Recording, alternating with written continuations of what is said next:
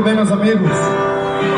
Vamos aproveitar que nós temos nossa lua particular hoje e falar um pouco de amor.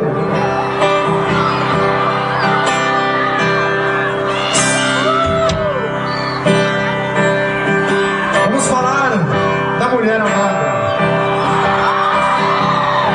Essa mulher que mudou a sua vida. Ela fez você tomar banho, escovar os dentes. Essa mulher que briga com você quando você põe o dedo no nariz e limpa debaixo do sofá. Essa mulher que não deixa você assistir jogo de futebol, Corinthians, é claro, pra poder assistir novela reprisada.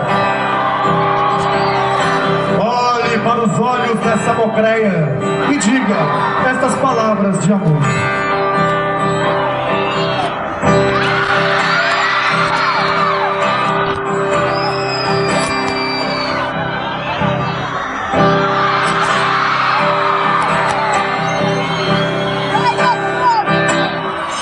Te encontrei toda reverência, trocando para entregue as bebidas. Te cortei os cabelos do sovaco, casinha do pé e chamei de querida. Te ensinei todos os revés da vida, movimento e translação quando a terra girar. Te falei que era importante competir, mas que mato de pancada se você não é.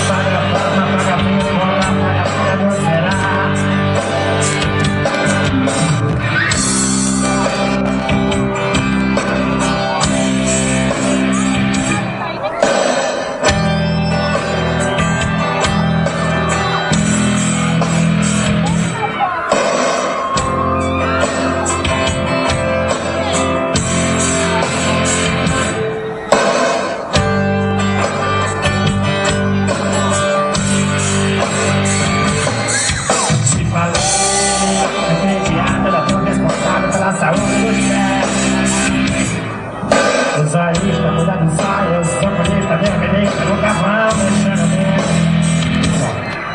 Pois pra mim, você é uma besta, me tomosca, pelo pichain parecida com a medusa. Eu disse isso pra rimar com as ondas quadradas da pizza, igual a porra, levou medusa.